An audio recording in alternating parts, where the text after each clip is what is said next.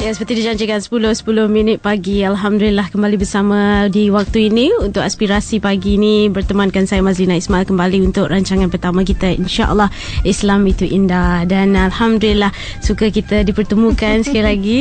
Itu dia, saya kira suara yang ditunggu-tunggu ramai, Profesor Pertemuan Dr. sulung Maya. ya. Betul tu Prof. Assalamualaikum. Salam Mas. Sihat Prof ya? Baru balik dari Kota London. Ya.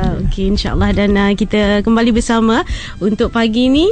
Kita bakal berbicara berkenaan tajuk Jelik Mata Riset Minda Orang Berkomunikasi. Betul Prof ya? InsyaAllah mungkin sebagai mukadimah. Silakan. Terima kasih.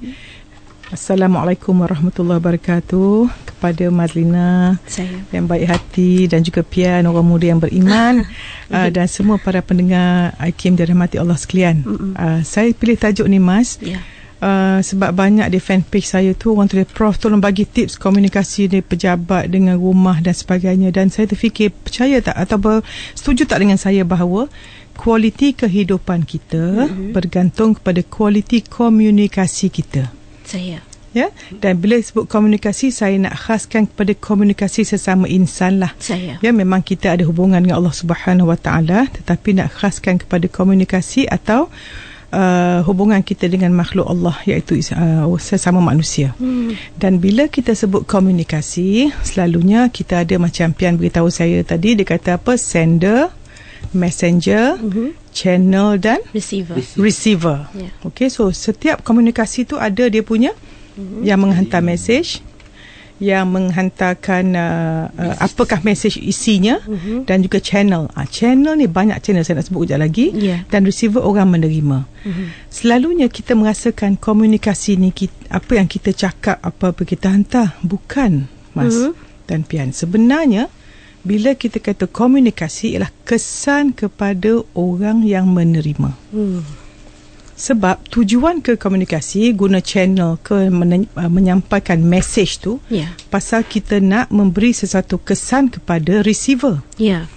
Selalunya banyak orang yang kurang tepat dalam kehidupan hariannya, dia sibuk mementingkan apa sender tu nak cakap atau nak sampaikan, tetapi dia tak fikir apakah receiver tu punya kesan. Ya, jadi komunikasi berkesan ialah kita mendapat apa yang kita nak sampaikan di dalam penerima itu. Jadi kita ada situasi di mana cakap, saya dah cakap banyak kali tapi dia tak buat juga. Sebab mungkin yang penerima tu cakap, mesej tu jelas, channel tu betul, tetapi receiver tak bersedia. Ataupun contohnya kita cakap dengan budak darjah 3, budak umur 3 tahun, kita kata tolong on komputer ataupun tolong hantar email. So receiver tu tidak ada intelligence untuk menjalankan apa yang kita cakap tu. So elemen 4-4 ni mesti ada. Tetapi sebelum tu saya nak sebutlah, dalam kita semua tahu bahawa komunikasi kita sesama insan secara direct, dia bergantung kepada 3 komponen. Satu, perkataan, intonasi dan fisiologi. Bila kita kata perkataan, contohnya kita kata perkataan yang baik, dan intonasi kita mendatar, dan fisiologi kita menyampah, maka walaupun kita kata saya suka awak, mata tak pandang, muka tak senyum, intonasi dan fisiologi kita menyampah, maka orang tak akan rasa. Dibandingkan dengan kita kata sebenarnya saya tak suka awak pun, ataupun menyampahlah, ketawa-ketawa, itu kita bergurau, maka orang akan rasa seronok. Sebab itu dia panggil perkataan menentukan 7%, intonasi menentukan 38%, dan fisiologi ataupun emosi kita 55%. Nampak tak Mas? Maknanya untuk kita sentiasa berkomunikasi secara direct dengan orang, telefon ke ataupun human to human ke, fisiologi memainkan peranan penting. Fisiologi atau emosi itu memainkan peranan yang penting. Maka saya dah cakap sebelum ni bahawa apakah kita punya magnet ataupun kita punya kuasa jana yang kuat dalam tubuh kita, emosi kita. Dan emosi kita ni kalau positif, maka komunikasi akan positif. Ya, sebab emosi positif tapi terlahir daripada fikiran positif. Sebab fikiran positif, emosi positif, tindakan positif, hasil positif. Dan kalau dah sehari-hari kita bangun pagi ni, emosi kita tidak ceria, penuh marah, penuh dendam, penuh sakit hati, penuh menyampah, penuh rendah diri, penuh bersalah, maka kita dalam aura sangat negatif. Tetapi kalau emosi sangat positif, gembira, seronok, ceria, bersyukur, bahagia, membahagiakan, menenangkan, maka aura sangat positif, maka dengan sendiri muka akan senyum, tubuh akan sihat, rezeki akan murah dan semua berjalan dengan lancar. Sebab itu dia kata gini, saya Mas dan semua orang jelas daripada awal ya. Yang pertama, kita ada tujuan hidup. Yang kedua, kita ada fokus hidup. Bila fokus hidup kita betul, maka fikiran kita akan betul. Bila fikiran kita akan betul, maka emosi akan betul. Emosi akan betul, tindakan akan betul, komunikasi akan betul, kualiti hidup akan betul. Sebab itu dia kata kualiti hidup bergantung kepada kualiti emosi. Komunikasi. Kualiti komunikasi bergantung pada kualiti emosi. Kualiti emosi bergantung pada kualiti fokus. Dan kualiti fokus bergantung kepada kualiti konsep atau tujuan hidup kita. So kalau tujuan hidup kita untuk mendapat husnul khatimah, dan kita terbayang muka kita dikafan sebagai mayat, muka yang senyum ke masam, maka dengan sendiri kita punya fokus mencari redha Allah bukan penghargaan manusia. Automatik Mas, daripada tujuan, fokus, konsep, emosi, komunikasi, itulah kualiti hidup kita dunia akhirat. Itulah nak cakap mukadimah awal-awal, supaya kita ada konsep dan kita ada, dia panggil sequence. Sebab hidup ini ialah sequence. Semuanya mesti dalam, dipanggil sintaks, dengan sequence yang betul, insya-Allah betul semua. Itu dia pentingnya komunikasi dalam kehidupan, Prof. Kalau sebut, ingat kita nampak konteks komunikasi itu hanya perbualan harian, sebenarnya tidak tujuan hidup kita, itu dia. Hujung sekali. Sebab saya kata kita mesti jadi pemerhati diri sendiri. Kenapa kita cakap apa kita cakap, kenapa kita marah apa kita marah. Dan saya lupa Mas, satu lagi yang saya cakap, komunikasi fizikal ya. Sekarang tak tahu orang percaya ke tidak, dia panggil komunikasi metafizikal. Bila sebut metafizikal, bukan benda yang dinampak oleh mata ataupun sense organ yang 5 yang Allah beri ni. Tak boleh bau, tak boleh dengar, tak boleh rasa, tak boleh lihat, tetapi dia panggil macam maya ke, benda yang tak nampak. Pasal kita ni jangan hanya percaya pada apa yang kita nampak, itu orang yang cetek, orang yang ada mata fizikal. Orang yang ada mata hati yang celik, dia akan nampak benda yang tak nampak. Macam kita sekarang, salah satu ciri orang beriman pada benda yang gaib. Malaikat tak nampak, dosa tak nampak, kiamat tak nampak, kiamat, dosa, pahala, syurga, semua tak nampak. Tapi kita yakin, keyakinan pada benda yang gaib itu menyebabkan kita beriman. Itulah orang beriman betul-betul. Jadi metafizikal ni Mas, berapa orang daripada kita nak marah dengan orang dan kita menyampah dengan orang, apa berlaku? Orang tu pun akan marah dan menyampah dengan kita. Sebab bila kita nak tidur, kita penuh dengan kemarahan pada orang tu. Bila kita tidur, minda sedar kita tidur, tapi minda bawah sedar atau hati, jiwa, roh kita tak tidur. Sebab tu kita bermimpi. So bila kita tidur dengan perasaan marah pada orang tu, maka fikiran negatif tu akan meresap masuk pada seluruh sel-sel reseptor di tubuh kita, menentukan gelombang kita, dan gelombang itu yang kita hantar pada orang tu. Sebab itu kita ni tak guna satu sen pun nak marah orang, menyampah dengan orang. Walaupun sebab tu orang yang bijak, orang ahli syurga, dia nak tidur, dia ampun dan lupakan semua dosa orang dan halalkan semua. Sebab siapa yang tidur dengan jiwa yang jernih, insya-Allah masa dia tidur, the last 5 minutes of our time, sebelum 5 minit nak tidur, lepas kita baca doa, baca 3 ku minta ampun semua orang, kita seorang-seorang, kita dah bayangkan kita nak jadi manusia yang macam mana. Kalau kita Allah jadi ahli syurga, aku besok nak tutup aurat dengan baik, nak lemah lembut, nak senyum dengan semua orang, nak sayang semua orang, kita bayangkan kita siapa nak jadi. Itulah di mana kita, benda belum berlaku kita dah nampak ya, dan kita hantar kasih sayang pada semua orang. Hantar kasih sayang pada semua orang, maka orang tu dapat merasakan kasih sayang kita pada dia. Ya, itu dipanggil metafizikal, dan sangat penting untuk kita menentukan bahawa apa yang kita fikir sentiasa positif dan tidak ada dendam pada orang. Itu dia ada kawalan di luar, kita percaya pada perkara yang gaib, insya-Allah. Dan sekali lagi untuk anda makluman, boleh hubungi 0362051500 berkongsi bersama Prof berkaitan tajuk kita Celik Mata Resepmin dan Orang Berkomunikasi. Ada juga soalan-soalan kita menerusi Facebook yang bakal kita raikan. Yang pertama saya kongsikan Prof Siti Soleha, mohon pandangan Prof bagaimana komunikasi berkesan terutama bila berselisihan faham manusia, Prof, ya, ada masanya dengan orang yang tersayang. Bagaimana nak elak dari bersikap kurang ajar? Okey, yang pertama, buangkan satu sifat kesedaran keegoan atau ego tinggi, sentiasa bercakap mesti nak betul. Bila mengalah bukan erti kalah. Dan orang yang paling kuat ialah orang paling toleransi. Dan orang yang kesedaran ketuhanan boleh menerima manusia seadanya.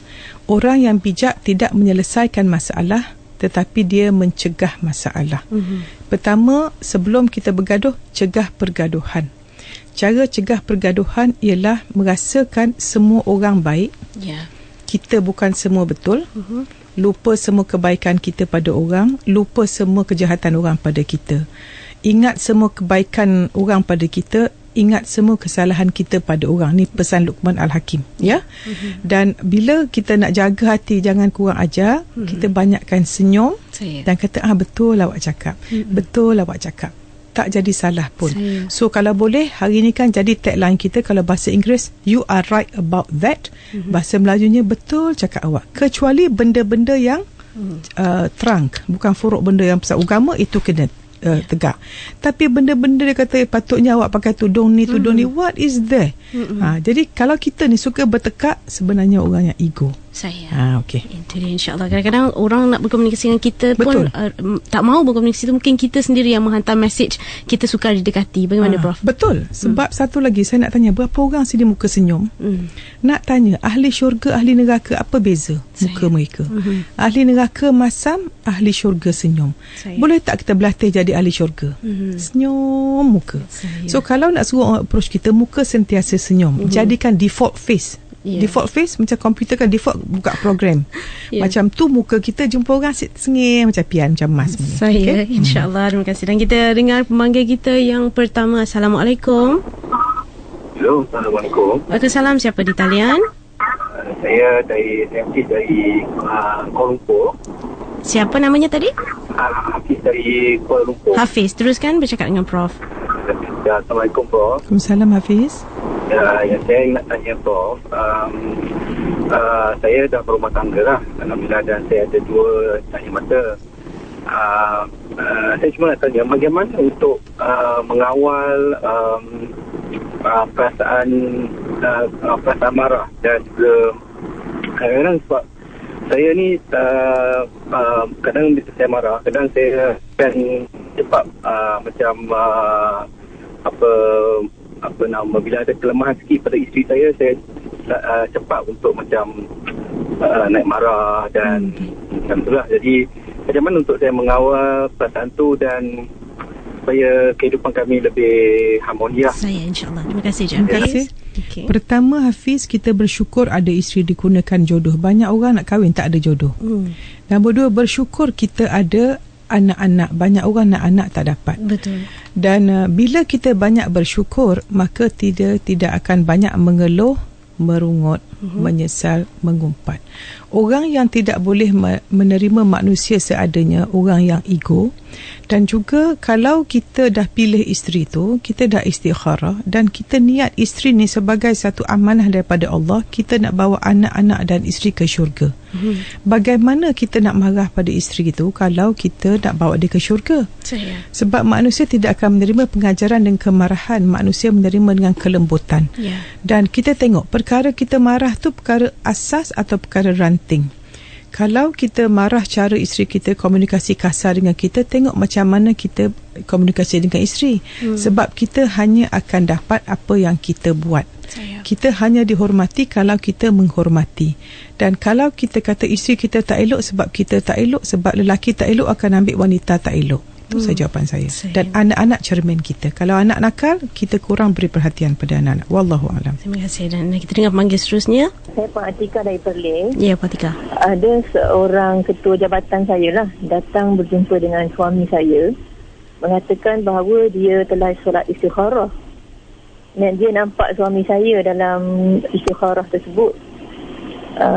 Dan dia minta lah untuk diambil sebagai isteri lah. Dan dia enggan berkomunikasi langsung dengan saya. Dengan dia mengatakan bahawa sekiranya dia berkomunikasi dengan saya, makanya mungkin saya takkan terima dia lah. Ketua jabatan jadi tu orang. Saya minta pandangan pada doktor, Prof. Ya. Dan kerana dia mengatakan bahawa sekiranya saya dan suami enggan menerima dia dalam keluarga kami akan kehilangan kebahagiaan. Terima kasih. Itu dia Pak Atika dari Perlis. Masya Allah. Metafizik ke macam mana tu, Prof? Metafizik, ya. Okey, maknanya yang saya faham ialah suami puan memang orang lelaki, ketua jabatan orang perempuan yang ingin berkahwin dengan suami puan dan mengatakan dia buat istikharah dan wajah suami. Kalau saya jadi puan, cakap suami pun istikharah tak nampak muka dia. Suami saya istikharah nampak muka saya. Dan saya rasa ini satu ugutan. Saya rasa tak patut dilakukan. Dan bila dia kata tak akan bahagia, sebenarnya bahagia pilihan kita. Dan tidak ada elemen sumpahan buat orang jangan percaya. Segala yang berlaku daripada Allah Subhanahu Wa Taala. Sebab itu orang yang hakul yakin pada Allah tidak ada bergerak wala satu kerdepan mata melainkan Allah mengizinkan. Saya cadangkan puan cuba hilangkan gangguan rumah tangga dengan menjadi isteri yang lebih baik sehingga tidak ada ruang untuk suami kita memikirkan mencari pengganti kita. Wallahu a'lam. InsyaAllah. Dan panggil seterusnya. Assalamualaikum, Prof. Saya nak tanya, ada kat sini ada 3 soalan. Soalan pertama, bagaimana mahu menempatkan diri kita dalam zon Allah pada setiap masa. Soalan kedua, selalu ceramah kata ilmu itu cahaya, tanpa ilmu hidup gelap. Soalan saya, ilmu yang bagaimana? Ilmu agama, matematik, fizik. Dan soalan ketiga, saya nak minta komen Prof untuk lagu-lagu yang banyak kali didendangkan di TV, macam antara lirik dia seperti terima kasih atas nikmat yang diberi padaku, bila susah kau bantu kami, macam dilihat seperti usaha memesongkan akidah kita. Itu saja. Okay, terima kasih. Okey, Puan Ani. Puan Ani, terima kasih Puan Ani, soalan yang baik ya. Bila saya masuk zon Allah, saya gunakan term ini sebab saya rasa manusia ni kita ada zon.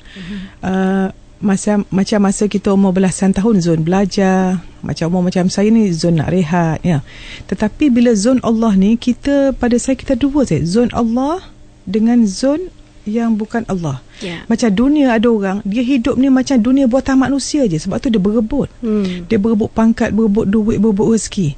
Tetapi siapa yang yakin dia dalam dunia Allah, maka tidak payah berebut sebab udara, air luas. Kan? Fikiran. Baik saya kata, cuba fikir tentang 1000 ekor arnab. Boleh tak berebut? Itu saya punya, tak boleh. Tak berebut kan, pasal dalam imajinasi metafizik tak boleh berebut. Alam metafizik sangat luas. Ya, sebab itu kita tahu ruang kita penuh dengan malaikat. Kita tak nampak pun, tapi itu alam Allah, itu zon Allah. Jadi bila kita kata zon Allah, maknanya kita dalam redha Allah. Tu yang tujuan hidup, fokus hidup. Dan jadi pemerhati diri kita, bukan pemerhati orang. Dan hidup daripada dalam ke luar, bukan luar ke dalam. Orang yang bukan zon Allah, dia lebih pada kesedaran keegoan, di mana dia sentiasa fikirkan apa orang kata, apa dia ada, apa pangkat dia. Kalau dia tak ada pangkat, dia tak bernilai. Sedangkan orang zon Allah, bila dia ada takwa, dia rasa dia dah bernilai. Okay, number 2 ialah apakah ilmu pada saya. Ilmu yang utama, ilmu wahyu Allah. Ilmu dunia macam saya doktor ni dah jatuh nombor 2. Dan kita ambil ilmu di dunia ini setakat yang jangan kita membesarkan benda yang harus. Contohnya minta maaf, saya perhati orang terlampau kelek-kelek barang-barang, habis masa duk like minta maaf, antik kan. Saya fikir macam ni, kalau kita ada hobi, macam mana hobi kita mendekat diri pada Allah Subhanahu Wa Taala? Adakah Allah nak tengok berapa banyak collector's item kamu ada, berapa banyak barang branded kamu ada, berapa banyak kereta mainan kamu ada, simpan kat rumah, lap sana lap. Sedangkan masa yang benda yang harus tu dibesar-besarkan, itulah banyak orang lara sekarang. Jadi bila kita ilmu, kalau kita cari ilmu agama, cari ilmu fiqh, ilmu ibadah, ilmu akhlak kita macam mana, ilmu tasawuf. Dan macam TV Hijrah, saya cadangkan semua orang jangan lupa tengok tasawuf harian Dr. Zulkifli Al-Bakri. Dulu pun speaker untuk IKIM. Banyak seperti penyakit-penyakit hati yang ada sebab kurang ilmu tasawuf. Itu ilmu yang saya kata ada. Yang ketiga, lagu tu saya minta maaf, saya tak tahu sangat lagu mana. Tetapi saya rasa kalau liriknya kepada kita bersyukur atas nikmat Allah, pada saya okey. Saya tak berani komen.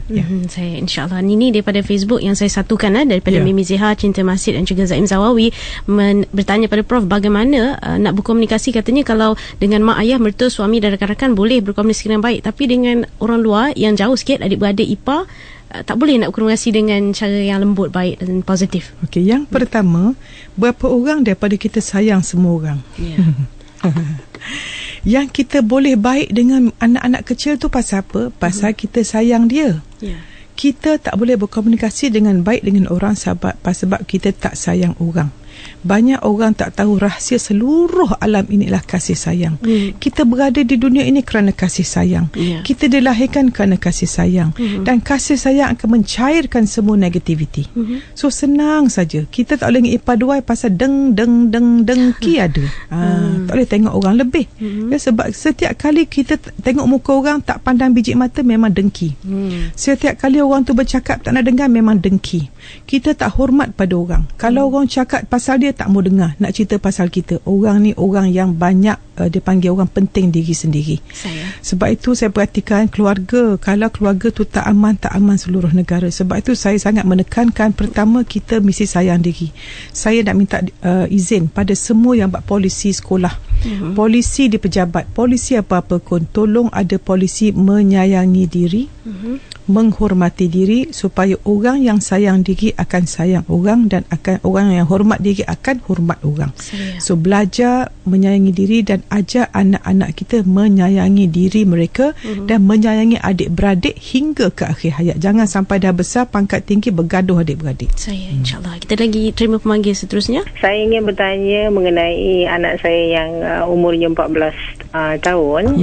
Masalahnya ialah saya dah menghantar dia kursus mengenal Allah lebih mendalam, dan dia pun sudah tahu.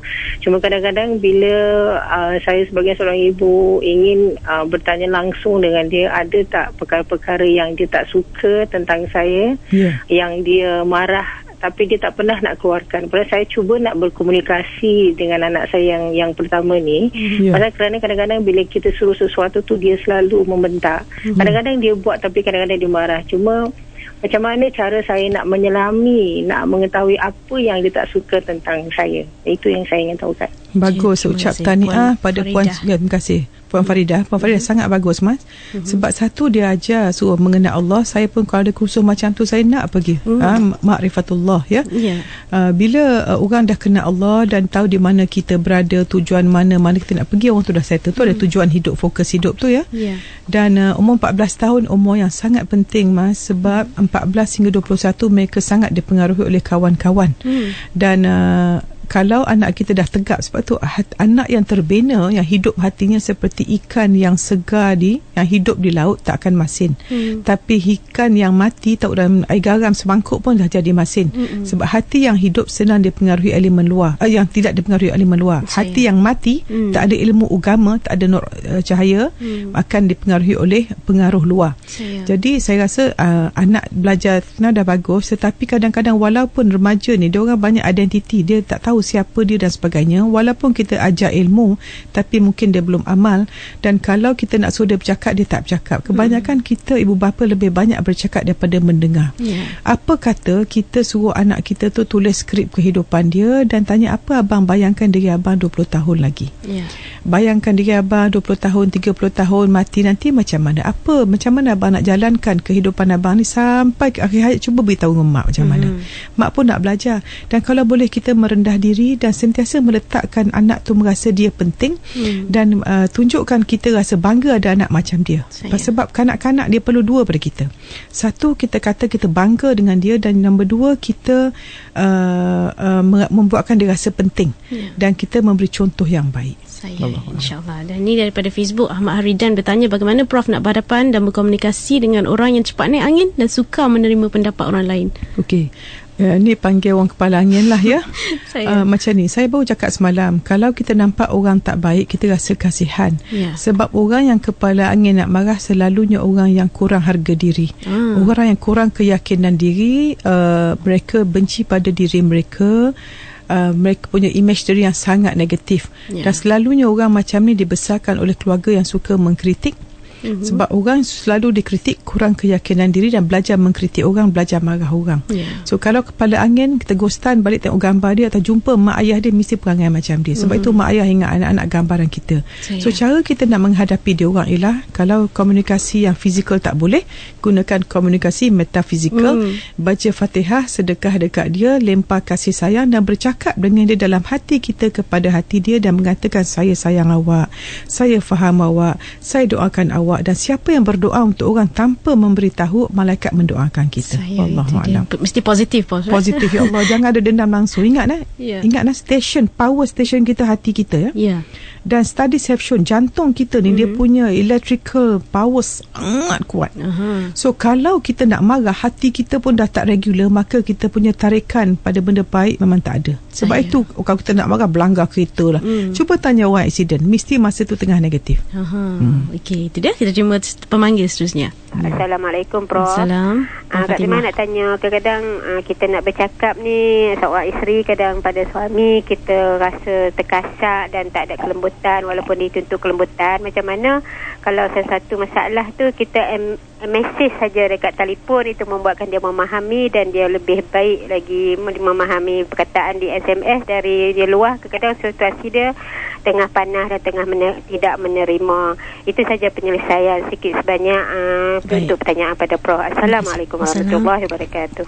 Bagus. Komunikasi ni ada verbal, ada non-verbal, ada SMS. Non-verbal tu orang putih kata bahasa badan dan sebagainya kalau kita berjumpa. Tetapi setengah orang dia tak pandai bercakap. Sebab tu manusia ni dia ada jenis visual, dia suka baca. Auditory, dia suka dengar. Kinesthetic, dia penuh emosi. So kita mesti tahu suami kita jenis macam mana.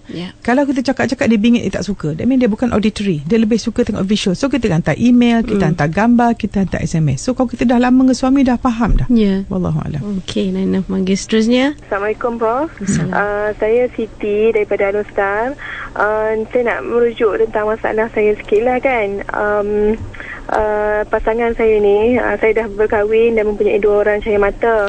Dan saya menghadapi pasangan yang bagi saya dia kuat berkira dan kadang-kadang selalu cakap tak betul dengan saya, dan ada juga kadang-kadang kuat berahsia, terutama berkenaan dengan hal keluarga dia. Tapi saya menghormatilah dia punya apa-apa yang dia buat tu, sebab ialah saya terima kelebihan dan kelemahan suami saya kan. Saya selalu dapat aura positif daripada FB Prof, tapi macam kadang-kadang agak feel untuk hadapi kerenah-kerenah yang sikit-sikit tu kan. Rasa macam saya bangun solat sunat taubat, sunat hajat untuk kuatkan iman dan untuk terus menjadi isteri yang lebih baik kan. Tapi suami saya memang tak pernah nak belajar daripada kesilapan dia kan. Baik, kita dengar itu je lah ya. Minta Prof kongsi lah sikit. Baik, terima kasih. Assalamualaikum. Assalam. Siti dah Rustam. Siti, bagus. Bila kita menangis, sebenarnya hati kita telah tersentuh ya. Dan saya dapat merasakan Siti seorang isteri yang solehah dan sedang mengalami mungkin adjustment. Kalau anak 2 ni mas selalunya baru 6 tahun kahwin ya. Dan 7 tahun pertama tu selalu orang kata 7 year each, macam-macam masalah. Dan saya ingat Ustaz Paru cakap, kita kahwin ni kahwin 3 orang. Yang pertama, orang yang kita sangka siapa dia. Yang kedua, siapa dia sebenar lepas kahwin dengan kita. Baru kita tahu, macam ni perangai dia, suka berahsia, berkira. Dan yang ketiga, siapa dia jadi selepas berkahwin dengan kita. Ini yang penting. Maknanya kita saling mempengaruhi diri masing-masing. Jadi saya cadangkan macam ni, cuba fokus kepada kebaikan suami kita. Sebab apa kita fokus itu kita nampak. Kemudian gunakan komunikasi yang baik. Kata macam ni, abang hari ni berapa markah saya sebagai isteri? Nombor 2, ada tak perangai saya yang abang rasa nak saya ubah? Pasal bila kita kata macam tu, apa kita beri itu kita dapat. Dia sendiri akan mengatakan apa perangai abang yang nak suruh ubah dan berapa markah abang hari ini. Okey, so kalau kita nak suami kita puji, cakaplah abang handsome. Mesti dia kata awak lawa. Tu saya amalkan, Mas. Reverse psychology. Memang itu kerja. Jadi bagus Siti mengambil pendekatan solat taubat, dan yang buka yang genggam hati manusia ni Allah Subhanahu Wa Taala. So saya cadang macam ni, wanita pada saya lah. Wanita kalau ada jodoh, ada zuriat, ada iman, ada ekonomi, dah syurga di dunia ini. Sebab kita apa yang sebenarnya nilai kehidupan ataupun kualiti kehidupan kita selain daripada komunikasi bergantung kepada evaluasi ataupun cara kita memproses peristiwa yang berlaku pada kita. Mungkin kita kata dia berkira, tapi pada persepsi dia cermat. Jadi cuba tengok apa yang dia berkira tu. Kalau dia berkira kita nak beli baju, nak beli tudung sampai 10 helai sebulan, memang tak boleh. Kalau dia perbelanjaan pun kita ada yang perlu, yang mewah. Kalau dia fokus pada yang perlu, kurangkan yang mewah. Sebab baru ni saya jumpa seorang duta di satu negara, dia kata orang laki-laki ni dia fikir panjang. Orang perempuan dia fikir hari ni dan besok dia nak beli tu, nak beli ni. Orang laki-laki dia simpan duit nak beli rumah dan sebagainya. Itu kita kena menerima. Pasal kita perempuan detail, tetapi laki-laki dia gross saja. So sama-sama. Tapi saya ucap tahniah Siti, insya-Allah Siti wanita soleha. Insya-Allah, amin. Kita dengar panggil seterusnya, Prof. Assalamualaikum, Prof. Saya Elijana daripada Seremban. Saya nak tanya soalan lah macam ni lah. Katakanlah macam saya ada satu company. So saya ni orang atasan lah kata. Sebagai seorang atasan, ada berhak tak saya menegur pekerja-pekerja saya nak menetapkan nak menyuruh dia orang tu solat? Okey, satu. Saya mesti ke menyuruh dia orang mesti solat ke macam tu kan? Okey, kedua, bila orang nak interview masuk kerja tu, saya nak memastikan yang itu mesti solat macam tu. Baik. Bagus. Tahniah, sebab itu saya buat, Mas. Bila saya interview orang, saya kata kalau awak solat 5 waktu atau tidak. Dan setiap hari kalau saya bekerja, saya tanya, tentukan solat. Dan kalau saya nak buat lesik pun dekat Zuhur, saya beritahu pesakit seterusnya tolong solat Zuhur dulu. Kita boleh tak nak lewatkan solat. Itu satu prinsip yang baik. Sebab siapa menjaga Allah, siapa menjaga urusan akhirat, Allah jaga urusan dunianya. Dan dalam company kita, terutama dalam perniagaan satu sunnah, saya saya ucap tahniah pada semua yang berniaga buka company, ucapan tahniah. Dulu persepsi saya berbeza, Mas. Saya akan hidup ni hanya belajar pandai jadi profesor tu saja. Tapi bila kita belajar akademik pandai, kita tidak mencipta pekerjaan, kita beri servis saja. Tapi bila kita buka perniagaan, buka company, kita mencipta peluang pekerjaan. Dan perniagaan yang baik ini dia memberi manfaat. So ramai orang dapat servis kita, dan lagi nak dapat duit banyak, lagi beri servis pada orang yang banyak. Sebab itu orang yang berniaga dia ambil untung sikit tapi ramai dapat produk dia. So nak cakap tentang puan tadi, bagus suruh solat. Dan tentukan, macam saya sebut restoran Penang Masak dekat IKIM ni, dia tulis waktu 1-10 orang ni solat Zuhur. Siapa 5-8 pekerja dia tu, setiap orang dah beri 10 minit untuk solat. So tak ada excuse, kenapa tak solat, sibuk sangat. Tak, dia aturkan semua. So memang wajar. Saya insya-Allah. Dan pemanggil seterusnya, saya nak tanya macam mana saya nak berkomunikasi dengan kawan keluarga untuk membawa mak saya yang dah tua tu, sebab dia dah tak teraya, nak bawa tinggal dengan saya supaya tak menghiris hati masing-masing yang jaga di kampung. Saya nak komunikasi yang cara yang baik. Selain Cik Zah, kita dari Shah Alam, sebenarnya ramai yang bertanya dalam Facebook soalan yang sama, berkomunikasi dengan keluarga, Prof. Keluarga, betul. Sebab kadang-kadang kita ni dengan keluarga kita ambil enteng, Prof, ya? Betul. Saya betul kat fan page book saya kata mulakan akhlak baik dengan keluarga dulu. Jangan kita dengan orang baik, dengan orang kawan dengan keluarga tak baik, dengan kawan baik. Dan ada orang respon kat saya, Prof, saya baru tahu macam mana seorang kawan saya tu yang baik dengan kami, cara dia melayan keluarga, isteri dan anak saya terperanjat dengan kami sangat baik. Ini saya panggil, kita ada 3 jenis diri. Diri sebenar masa kita baby, diri palsu bila kita dah jadi orang besar, ego lah dan diri pura-pura ni orang pura-pura dekat rumah lain, dekat pejabat lain. Jadi cara nak komunikasi tu, saya rasa macam ni, cara kita berkomunikasi ialah tabiat. Tabiat tu benda yang kita buat tanpa fikir. Sebab tu kalau kita ajar diri kita senyum, saya kata saya bangun pagi tengok senyum muka dulu, belajar senyum dekat cermin. Kita suka, kalau saya suka tengok muka kita senyum, orang pun akan suka tengok muka senyum. Belajar senyum, sebab setiap kali kita senyum kita akan mengeluarkan hormon yang baik. Dan Mas tahu, bila saya buat lasik, bila saya buat tu, saya kata patient, bila nampak lampu hijau, kata ya, ingat Allah dan senyum. Senyum, awak senyum, hormon bagus, aura sangat bagus. Okey, so cara nak komunikasi dengan keluarga, saya kata tadi formula dia beri kasih sayang dan merasakan semua orang baik, dan kita bukan betul semua, dan menerima manusia seadanya dan lihat kebaikan dalam semua orang. InsyaAllah. Dan mungkin Puan Zah tadi niat dia baik, moga Allah akan bantu. Untuk yang saya lupa, untuk nak menjaga ibu kan.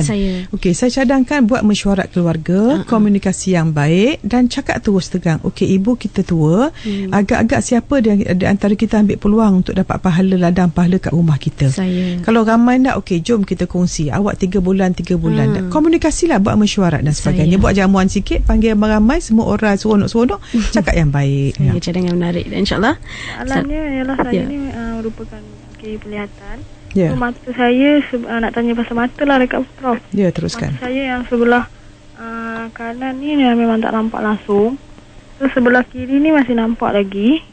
Tapi dia macam doktor ada buat laser untuk kurangkan tekanan mata. Tapi belah kanan ni yang tak nampak langsung ni tak buat. Tapi masih dia macam sakit kepala. Kalau baca lebih ke macam tu, dia macam sakit kepala, sakit mata. So macam mana, apa yang sepatutnya nak buat? Saya Puan Mona dari KL. Puan Mona, penyakit Puan Mona ni besar kemungkinan dia panggil penyakit glaukoma. Dan Puan Mona pun macam muda juga suaranya, dan dipanggil mungkin dia ada glaukoma ni banyak kena orang tua, tapi ada glaukoma yang kena orang muda tanpa disedari.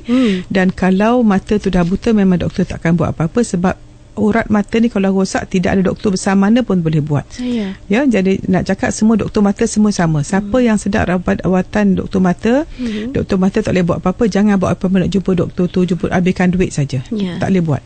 Yang kedua, mata yang ada tu syukurlah dapat rawatan, teruskan rawatan. Dan mata yang satu lagi, kalau sakit, jumpa doktor yang merawat anda sekarang, mungkin tekanan terlampau tinggi, maka doktor boleh buat prosedur, dia panggil cyclodiode laser, di mana dia mengurangkan tekanan dengan mengurangkan pengeluaran air mata kat situ. Allahuakbar. Saya insyaAllah. Satu daripada Facebook, minta tips daripada Prof untuk komunikasi berkesan dari skop menasihati orang lain supaya mungkin orang tak nampak kita tunjuk pandang dan sebagainya. Itu daripada Muhammad Nabil. Okey, yang pertama niat.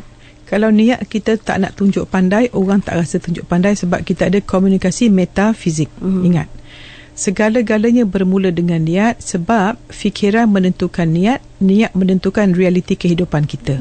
So kalau kita dapat tak elok pasal niat tak elok. Banyak orang niat tapi tak buat pula. Sebab tu saya kata kita ni banyak kita kata anak-anak ada attention deficit syndrome, tapi orang tua semua intention deficit syndrome, kurang niat. Nak buat apa-apa tu tak fikir niat apa dulu.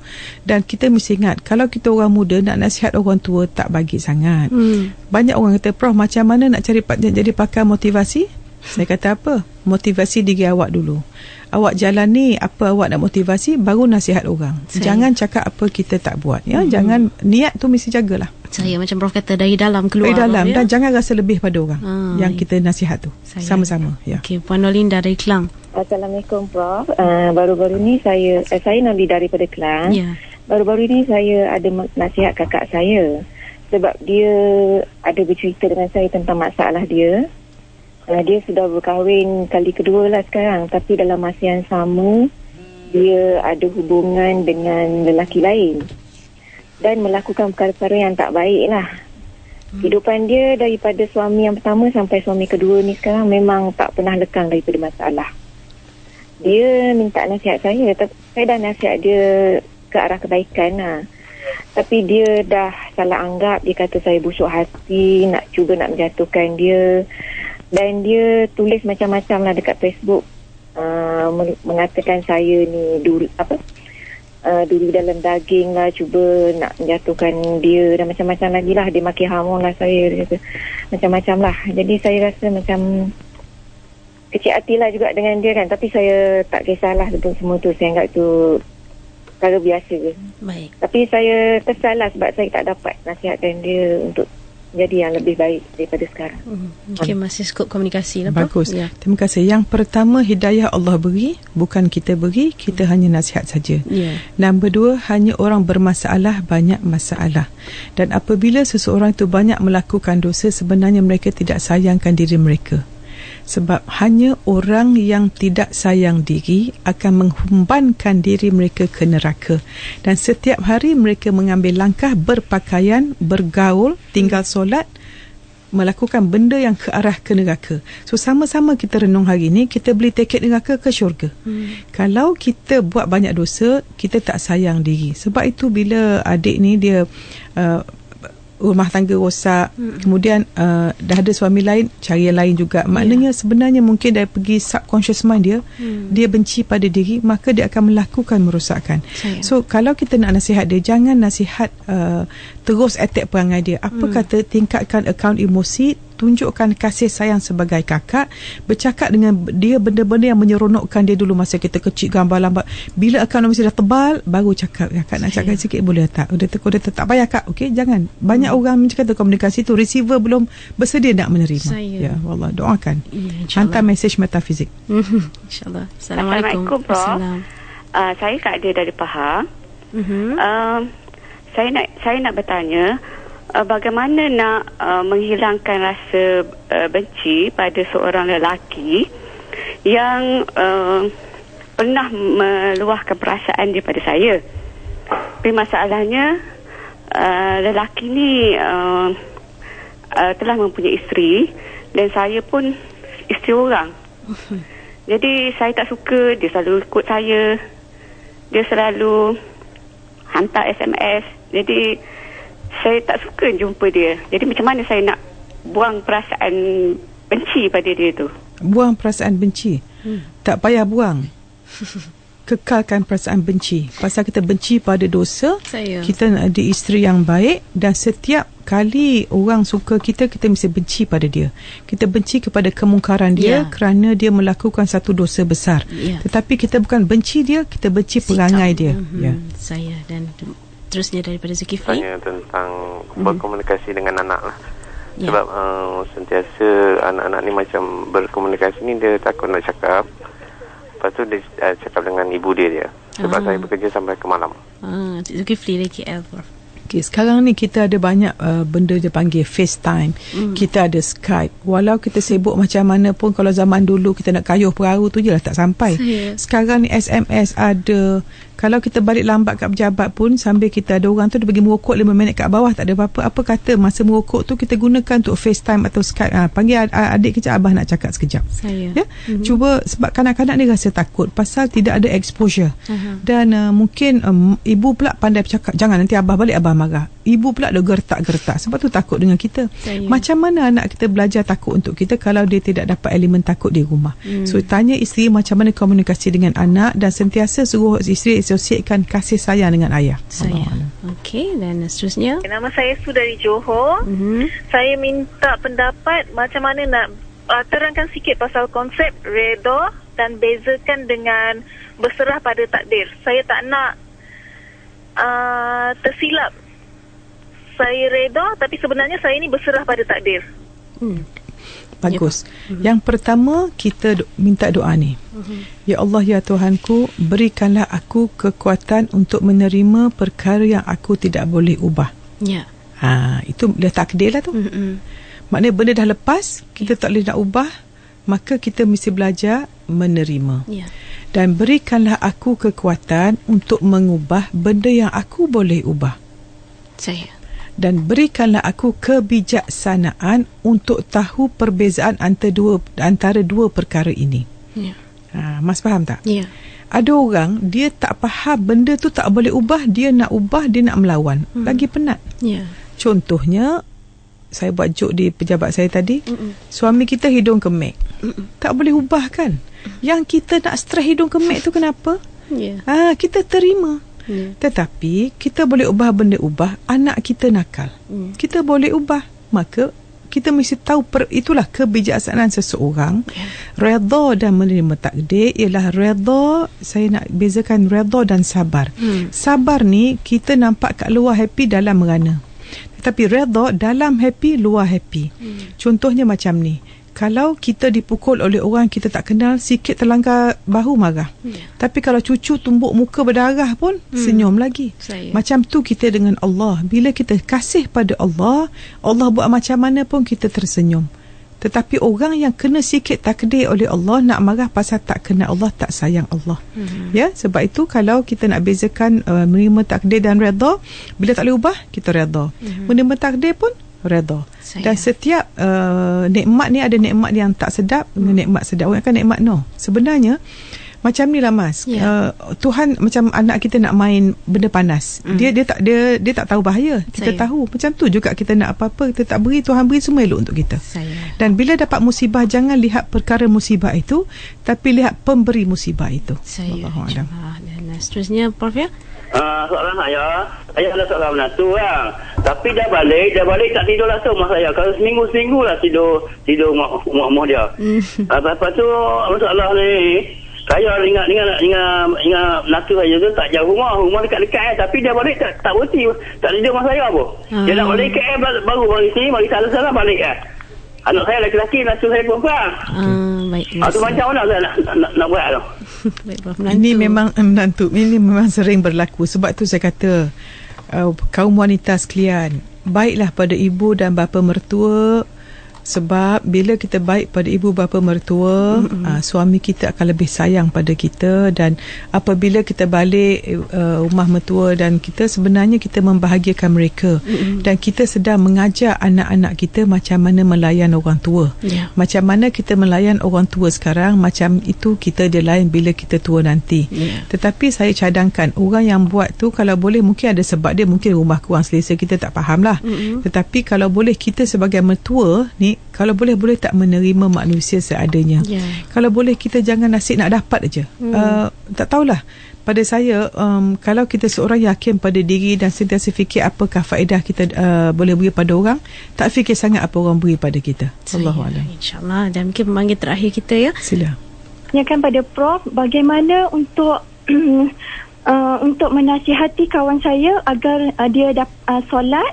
Sebab macam saya dengan suami selalu keluar berjalan, macam menziarah mana-mana tempat atau melancong bersama dengan kawan yang memang tak solat. Dia berkeluarga, seorang isteri dan tak solat.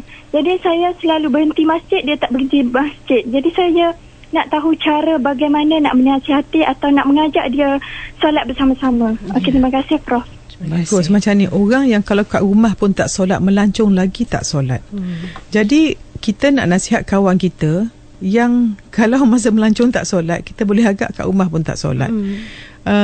Kita boleh ajak, tapi macam kata hidayah tu Allah beri. So yang pertama, kita jangan menghukum.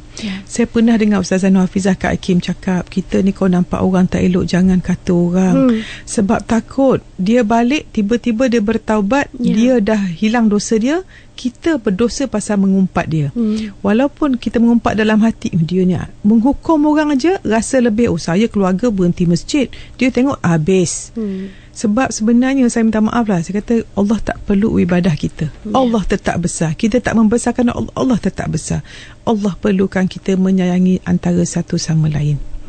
Jadi doakan dia dan beri contoh yang baik dan beri ilmu. Lepas tu kalau orang tanya kat fanpage masalah, Mas, kadang-kadang 2,000 messages saya tak baca. Tapi kadang orang tulis kat fanpage, Prof tolong jawab soalan saya.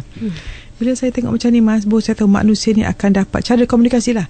Mereka akan dapat apa mereka beri. Banyak orang dia fikir dunia ni semua untuk dia saja. Dia sibuk apa nak dapat. Takkanlah orang semua nak jawab soalan dia. Daripada itu kita tahu cara berfikir. Jadi bagi kita semua, masa pun dah dekat, jangan sekali-kali rasa lebih pada orang. Dan kita nak nasihat orang dengan kasih sayang. Dan solat dan tak solat tu cari ilmu. Dan saya selalu sebut orang, kalau boleh download iKim, galeri ilmu kan banyak, ya. Downloadkan program yang baik, save dalam CD, bagi kawan. Pasal kita tak boleh jual salah undang-undang. Download free, beli CD berapa, RM5 sekeping, download, bagi. Ni saya nak share, awak boleh nak bagi hadiah birthday. Pasal bila kita nasihat, kadang kawan kita tu dia tak nak berubah pasal dia ego kan. Tetapi kalau orang lain cakap, dia dengar. Macam tu lah Mas, kita dengan keluarga, mungkin saya sendiri pun, saya cakap keluarga saya pun tak nak dengar, tetapi orang lain nak dengar. Dan mungkin dia orang nak dengar orang lain bercakap macam tu juga. Jadi manusia ni Mas, sebenarnya komunikasi ni sangat-sangat penting.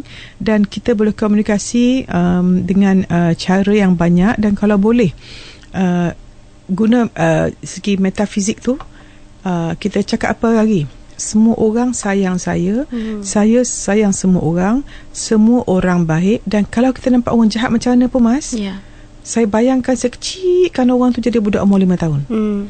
Kita marah tak budak umur 5 tahun? Tak. Maka satu teknik dia panggil, saya tak tahu teknik apa ni, kalau kita marah dengan ibu kita yang dah meninggal, yang marah kita buat, kita banyak orang kata, Prof, saya tak boleh maafkan, ada parut masa kecil. Ini orang yang hidup keladak, susah kan. So apa saya buat, ajarkan kejam mata, bayangkan mak kita tu yang jahat pada kita tu sebab dia kurang kasih sayang. So jadikan mak kita jadi budak kecil, bayangkan dia umur 5 tahun, tercari-cari kasih sayang. Kecilkan image mak kita tu, masukkan dalam jantung kita, pandang dia dengan penuh kasih sayang dan hilangkan perasaan dendam. Ini dari segi metafizik orang rasa pelik, tapi lakukan, insya-Allah berkesan. InsyaAllah. Mungkin Prof sedikit penutup untuk sesi komunikasi kita. Okey, pertama Mas, saya sangat teruja seronok dengan Mas hari ini. Saya rasa alhamdulillah sesi ini sangat berkesan. Banyak soalan, saya bersyukur pada Allah Subhanahu Wa Taala. Allah berikan ketenangan jiwa dan keberkatan waktu pada hari ini. Dan saya harap lepas ini komunikasi lebih baik. Kalau boleh di Facebook kita tu biarlah bahasa-bahasa yang baik. Dan apa kita type di Facebook, itulah lambang kita, dan apa kita keluar, itulah dalaman kita. Sebab itu dunia dalaman kita menentukan dunia luaran. Dan kita sambung lagi malam ni Astro Oasis Reset Minda bersama saya 7.30 malam dan pukul 11 malam. Dan pada hari Sabtu ni saya berada di Masjid Sungai Ramalua bercakap kajang tajuk Celik Mata Celik Hati. Saya insyaAllah, macam Prof kata, kita beri apa yang kita mahu dapat. Ya, tepat. Ada beri dapat. Wah, Mas best. Terima kasih minta maaf ya. Sorry Bang, minta maaf pada semua para ustaz-ustazah. Saya rela minta teguran, dan pada orang tua pada saya minta maaf, dan pada Mas yang baik hati dan Pian yang baik hati ni kurang dosa pada saya minta maaf sekali lagi. InsyaAllah kita ucap terima kasih jazakallah kepada Prof Dr. Muhayya untuk perkongsian hari ini. Minta maaf kalau mana tak sempat kita jawab di Facebook dan juga talian. InsyaAllah minggu depan kita sambung Prof ya. Dan sampai bertemu lagi. Assalamualaikum. Waalaikumsalam. Untuk anda terus bersama di Kim FM, pilihan utama anda.